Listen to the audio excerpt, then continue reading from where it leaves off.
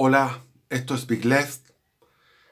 Hoy día quiero hablar un tema muy importante que tengo atravesado aquí en la garganta hace tiempo, que quiero hablar. Bueno, con respecto antes de hablar del tema importante, voy a hablar sobre el video anterior que hice, que lo titulé Cristo es católico. Me sorprendió que algunos hermanos evangélicos se sintieran ofendidos y sin escuchar el video, porque se notaba que no habían escuchado el video, se lanzaron al ataque, algunos con insultos, otros muy respetuosamente. Pero la idea mía no es polemizar, no es polemizar, entrar en la típica polémica sobre el catolicismo y los evangélicos, que es como una polémica, para dar un símil a la polémica sobre eh, el gobierno militar y Allende, o sea, o los que son partidarios de Allende y los que son partidarios del gobierno militar. Eso es una polémica infinita. Si yo, o sea, si se pone un tema sobre ese tema, bueno, pueden haber 100.000, 200.000 que se dicen, unos dan un argumento, otros dan otro argumento. Entonces, el tema de lo evangélico contra lo católico, o lo católico contra lo evangélico, es un tema para mí que no quiero meterme en esa polémica de argumentación. Yo he escuchado, llevo 46 años escuchando los argumentos evangélicos en contra del catolicismo y he escuchado la más infinita variedad, no infinita, pero mucha variedad de argumentos y no me han convencido, no me han convencido. No obstante eso, yo estando viviendo en el campo, necesitaba congregarme. Y el catolicismo en el campo está tan abandonado que llegaba, por ejemplo, el cura una vez al mes a dar una misa, y los que iban a misa eran gente muy mundana, o sea, la gente más mundana, los borrachines, o sea, lo peor eran los católicos, esa es la verdad. Lo peor, pero bueno, eso no, a los ojos de Dios no sabemos cómo es, pero en todo caso era una tibieza tremenda. Entonces yo necesitaba congregarme e iba a iglesias pentecostales. Yo he ido a más de, por decir 100, pero pueden ser 200 cultos evangélicos. Entonces yo participo de los cultos evangélicos, me gustan los cultos evangélicos. ¿Por qué? Porque el evangélico tiene el corazoncito puesto en Dios.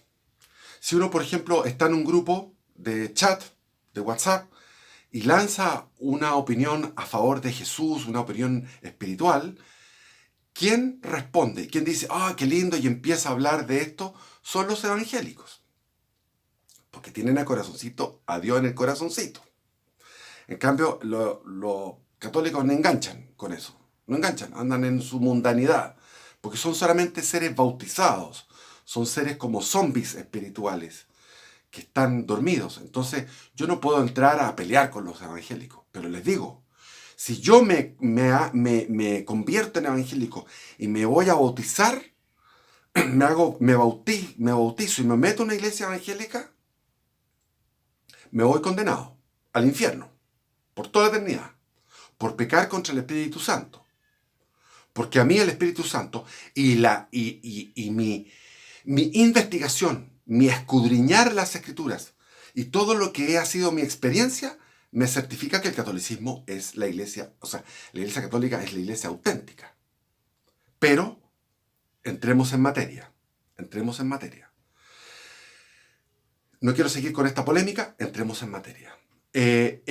Tengo un video pequeño sobre la oración que dictó el ángel a los tres pastorcitos de Fátima en 1916, un año antes de la aparición de la Virgen. Es costumbre de la Virgen enviar un ángel antes de que ella se aparezca personalmente.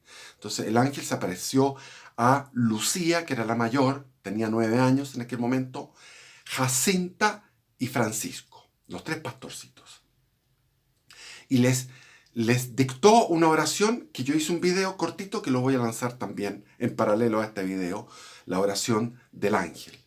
Y después, el 13 de mayo, se fue preparando a los pastorcitos para eventos sobrenaturales y siempre, no siempre, pero por lo general, las apariciones de la Virgen María, como en Garabandal, que fue posterior, que voy a hablar de eso, aparece un ángel o un arcángel abriendo el paso para que se presente finalmente María. Entonces, el 13 de mayo de 1917 apareció María a los 3 pastorcitos.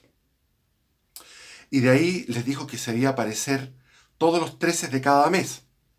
No pudo el 13 de julio porque el alcalde, el funcionario civil, la autoridad civil de la zona, del municipio, quiso extorsionar a los niños, los sometió a torturas psicológicas, diciéndole que lo estaban quemando si no confesaban cuál era el secreto. Y desde ahí ha habido un interés por los secretos. Es así como hay interés por los ovnis. Hay muchísimo que se ha hablado muchísimo sobre el secreto de Fátima. Hay 3 secretos. El primer secreto fue el infierno. En realidad no debería ser un secreto porque está en las escrituras. El infierno está como un hecho patente dicho por Jesucristo. Pero la Virgen quería reafirmar esto y hizo que los pastorcitos vieran el infierno por unos instantes, y los pastorcitos gritaron de horror, y la Virgen fue dosificada, pues fue muy poco. Entonces le dijo a la Virgen, para que vean en el lugar y en los sufrimientos que están las almas de los pobres pecadores. Así se refiere con mucha caridad la Virgen al infierno. El infierno no es una creación de Dios. El infierno es una creación del demonio, que es un rebelde, que se rebeló contra Dios, arrastró 1/3 de los ángeles, que son miles de millones de ángeles, hicieron su mundo aparte. Y ese mundo está en un lugar, está concentrado en un lugar. Y ahí están por un magnetismo, imantados, todas las almas que son del demonio van ahí y, bueno, sufren aquella separación de Dios en forma eterna. Así que no es que Dios sea un sádico y cree el infierno y lo cree como por un sadismo divino. Va en contradicción con que Dios es infinitamente bondadoso. Como infinita bondad, Dios da oportunidades a todos los hombres para un arrepentimiento. Así está expresado cuando fue la crucifixión de Jesús. Había 2 ladrones, que no eran ladrones, eran guerrilleros, eran bandidos, eran insurrectos, eran comunistas de la época, los celotes, que estaban en contra del Imperio Romano, que andaban con una espada corta. Los celotes, que eran revolucionarios, había habido un motín el día anterior, lo menciona la Sagrada Escritura. Entonces, estos eran 2 celotes, igual que Barrabás, que era el líder. Entonces, Barrabás era el líder, era como decir el Catrillanca. El Catrillanca que salió en vez de Jesús fue liberado por el pueblo, por los sumos sacerdotes que dirigían al pueblo. Entonces, tenemos la famosa historia del buen ladrón, que es el buen guerrillero, que se arrepiente y Jesús lo perdona en ese momento en la misma cruz. Por lo tanto, existe una bondad infinita de Dios por recoger y una desesperación de Dios por tratar de salvar aquellas almas. Por eso la Virgen se refiere a estas pobres almas. Ese es el primer secreto. Después vino el segundo secreto. El segundo secreto es lo siguiente. Estando a mitad de 1917, estábamos a mitad de la Primera Guerra Mundial. La Primera Guerra Mundial comenzó en junio de 1914. Terminó en noviembre de 1918. Entonces, estábamos en plena guerra mundial, peleándose todos los imperios, ¿cierto? El austrohúngaro, el alemán, el turco contra el ruso, contra Francia, contra Inglaterra. Se estaba metiendo ya, se iba a meter Estados Unidos, etc. Entonces, la Virgen dice, si los hombres no se arrepienten, si los humanos, hablemos con idioma inclusivo, si los humanos no se arrepienten, no enmiendan el rumbo que han tomado, va a venir una guerra peor que esta que estamos viviendo. Y dio fechas. O sea, dio una fecha, no fecha de calendario, sino que dio indicios que iba a venir el Papa número cuánto, el Papa que era Pío XII, etc. Cuando asumiera ese Papa, etc. Y que iba a haber una señal en el cielo que fue una aurora boreal muy fuerte.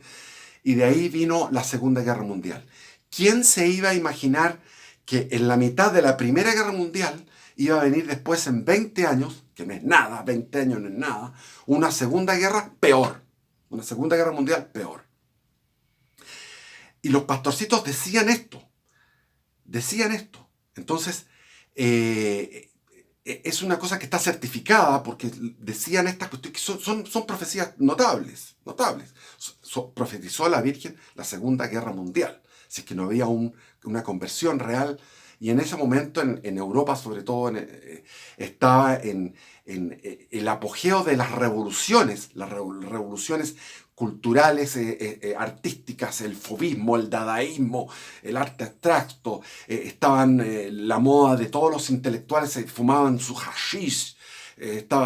Hay una foto donde salen los intelectuales todos volados en aquellos tiempos, todos volados. Tú ves la foto y están todos así con los ojos rojos y volados.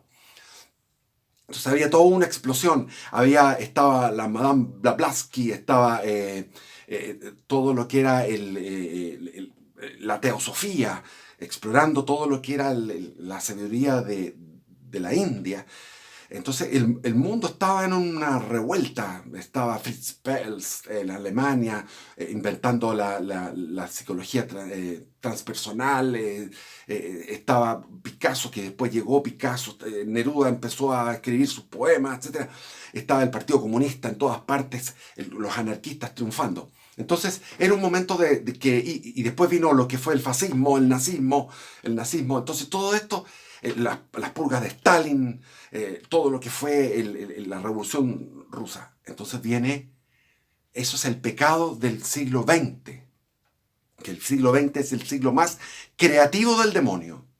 El demonio creó desde el nazismo hasta el hipismo, creación del demonio. Cristianos por el socialismo, que debería ser socialistas por el cristianismo, pero no, cristianos por el socialismo, que se inventó en Chile en 1967. Bueno, todas esas cosas, todos esos inventos, revoluciones dentro de la iglesia, interpretaciones distintas de todo lo que había sido la tradición de la iglesia. Entonces, María está advirtiendo. Y después viene el tercer secreto de Fátima. Y el tercer secreto de Fátima, nadie lo conoce. ¿Por qué? Porque fue un secreto que guardaron los dos pastorcitos, Jacinta y Francisco, murieron jóvenes, y quedó Lucía. Lucía entró a un convento de las Carmelitas en oración. Y los últimos escritos de ella se tienen de 1944. ¿Qué sucedió a partir de 1944? Que se perdió el rastro de Lucía. Se perdió el rastro. No se sabe si la mataron. O si murió naturalmente, pero fue reemplazada por una impostora que tiene dentadura distinta, tiene un mentón distinto, tiene una mirada distinta, tiene una forma de cara distinta. Se parece, pero no es lo mismo. Tiene una mirada espantosamente frívola. Y esta impostora, que ni siquiera era monja, tomó el rol de la hermana Lucía, que ella tenía escrito una carta que se iba a revelar en 1960. Porque María les dijo: esto tiene que ser revelado en 1960. Y los pastorcitos le dijeron: ¿por qué en 1960? Y María les dijo: porque ahí se va a entender mejor este misterio.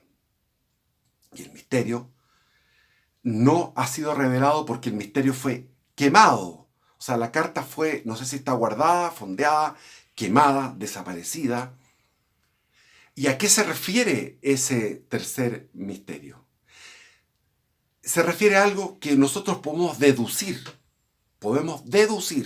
fácilmente. ¿Por qué?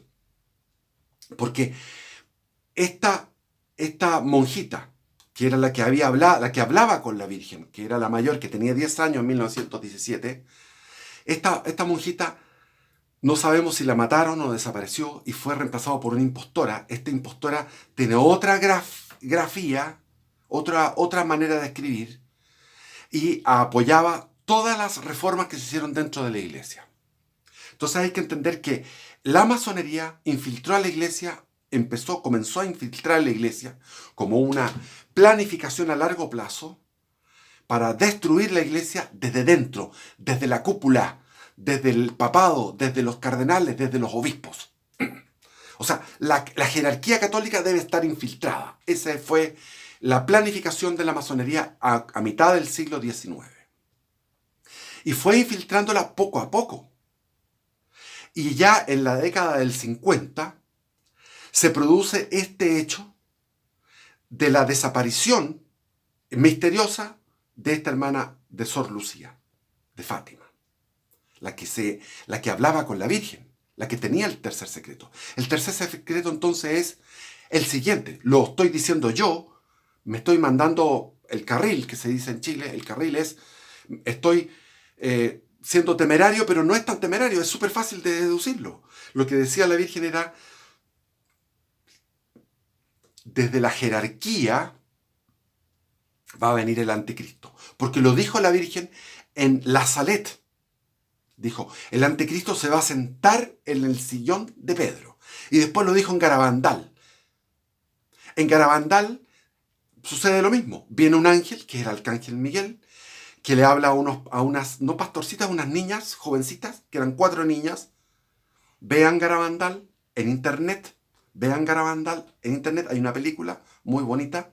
Vean Fátima en internet. Hay una película también muy bonita. Y se les aparece el ángel a los niños. Y después se les aparece la Virgen. Y esto es en paralelo, en Garabandal, en España, en un pueblito parecido al de Fátima. Los éxtasis de las niñas son impresionantes. Las fotos, véanlas. Están en un estado de alegría precioso en comunicación con María. Entonces se produce estos éxtasis maravillosos de estas niñas en Garabandal, y María les dice, uno de sus mensajes les dice, cardenales, obispos, sacerdotes, es una cloaca, o sea, cloaca no dice, porque no dice cloaca, pero dice, van a entrar en un pecado tan grave, están en un pecado tan grave, lo dice en tiempo presente, que van a arrastrar a millones de almas a la perdición, a través de la herejía, a través de la tibieza.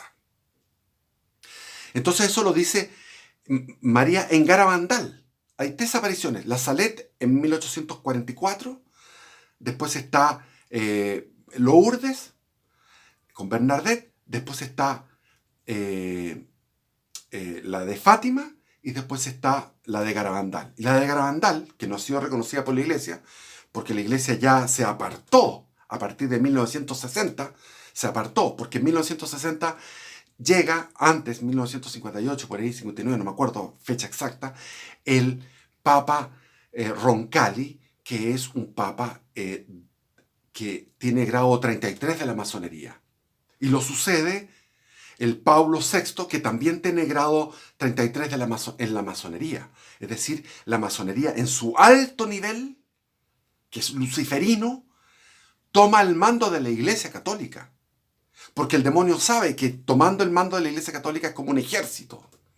La Iglesia Católica es vertical en su obediencia. Por lo tanto, si tengo al jefe, tengo toda la Iglesia tomada. Y eso se lo realizó en 1960 con el llamado de Roncalli a este Concilio Vaticano II. Y el Concilio Vaticano II se inició con toda la gente, con todos los obispos, la mayoría de los obispos que estaban inocentes en ese momento, la mayoría muy inocentes, fueron porque fue un concilio vaticano que fue hecho, tenía un propósito pastoral, para poder captar más pastorales, para poder captar más fieles. Y entonces fue un concilio que tenía una intención más bien suave. Los escritos del concilio son suaves, los escritos. Hay algunas herejías que también son suaves, las herejías.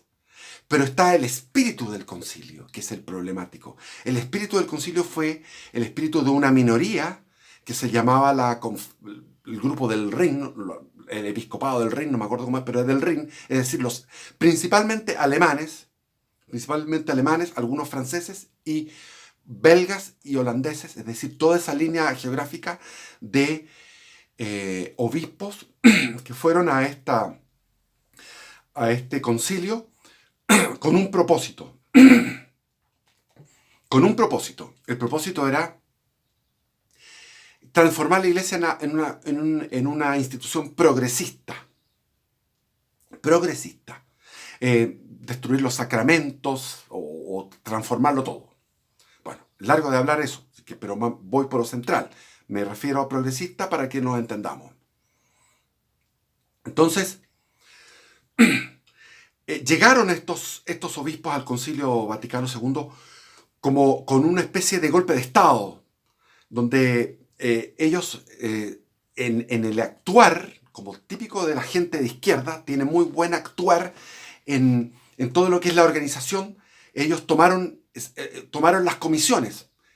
Había comisiones para cada tema. Ellos tomaron las comisiones y pusieron el listado de ellos, pusieron el listado y los otros conservadores votaban sin saber que ese listado tenía una malicia. Después en la reforma de la liturgia también mintieron en todo sentido. Es que es largo de hablar todo eso. Pero la Virgen estaba advirtiendo a los pastorcitos, les estaba advirtiendo. Primer misterio, la existencia del infierno. Segundo misterio, si no se enmienda la humanidad viene una segunda guerra mundial peor. Tercer misterio de Fátima, secreto. Tercer secreto de Fátima es la iglesia va a ser la cuna del anticristo. Y ahora, ayer, la noticia última que supe sobre la iglesia. En Estados Unidos, los obispos, con los fondos que recaudan de la donación de los fieles, están financiando movimientos de ultraizquierda en Estados Unidos. En Chile, en tiempos de, como les digo, cuando se tomó la Universidad Católica en 1917, que nosotros siempre nos adelantamos al mundo. Nosotros tuvimos en 1967 la toma de la Universidad Católica, que fue el mayo del 68 en Chile.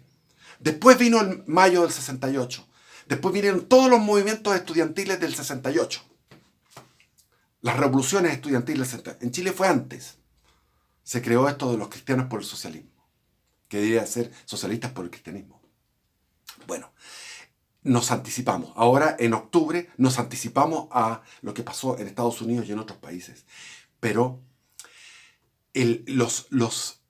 los obispos, ¿cuáles son los obispos que ahora están levantando su voz? Son contados. Me parece que son dos, Monseñor Schneider y el Monseñor Viganó, que le escribió una carta a Bush. Estamos hablando de dos testigos del Apocalipsis, Enoc y Elías, que van a venir. Entonces, no podemos dar limosna, no podemos dar ofrenda en las iglesias. Yo creo que hay algunas iglesias en que hay transustanciación y en otras no. Depende de la parroquia, depende del párroco. O sea, si hay un párroco santo o justo que está consagrando, yo creo que está consagrando bien. Esa es mi opinión. En esta parroquia donde yo iba, porque ahora está cerrada, yo creo que ese sacerdote consagraba realmente.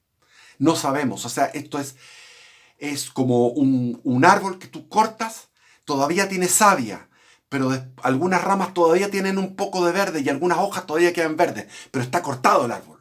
El árbol se cortó en 1960. La iglesia, en la jerarquía eclesiástica, cortó, destruyó. Entonces siguió la savia. Entonces esta es una pendiente que estábamos arriba, con la gracia de Dios, y se fue perdiendo esto. Entonces es una pendiente que estamos, en esta pendiente los católicos. Y no nos podemos congregar, pero tenemos que congregarnos, por lo menos a rezar el rosario. Yo estoy rezando el rosario con mi hija, maravilloso. De dos personas, donde haya dos o más, ahí estoy yo, dice Jesús. Entonces, las apariciones de Fátima terminaron en un milagro. Este milagro fue el milagro del sol. Y esto está en alusión a lo que dice el Apocalipsis. Veo una mujer vestida de sol, con una corona de 12 estrellas, con la luna bajo sus pies. Eso está en Apocalipsis 12, creo que es. ¿Ya?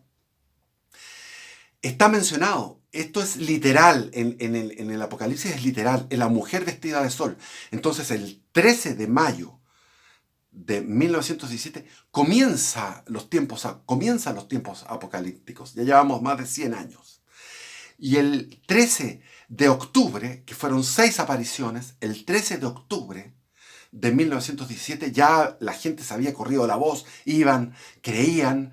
Por lo tanto, están los diarios masónicos, anticatólicos de Oporto y de Lisboa que mencionaron el milagro y mencionaron la cantidad de gente que fue a verlo, pues fueron periodistas de estos diarios y periodistas de otras partes del mundo. Fueron 70.000 personas. Llovía torrencialmente. Los paraguas ya no servían. La gente estaba mojada, empapada. Había barro de 10, 20 centímetros de espesor. Los pies estaban llenos de barro. Entonces se produjeron 2 milagros. La gente ya estaba desesperada porque a mediodía ya querían irse. Algunos habían pasado toda la noche esperando este milagro que anunciaron los pastorcitos. Entonces le decían, trataban a veces duramente a Lucía, que tenía 10 años, y le decían, bueno, ¿y cuándo va a venir la Virgen? La gente curiosa, iban por el milagro. Y Lucía le decía, espérense que ya, María no falla, no ha fallado ninguno de los 5 encuentros anteriores.